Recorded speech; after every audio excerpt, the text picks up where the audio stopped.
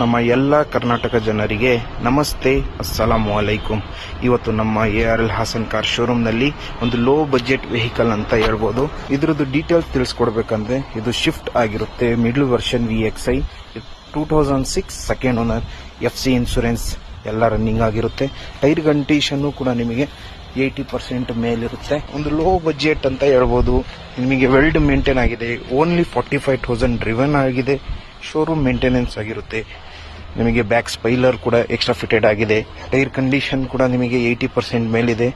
Only 45,000 driven. Interior ನಿಮಗೆ seat cover ಕೂಡ weld maintained ನೋಡಬಹುದು ನೀವು.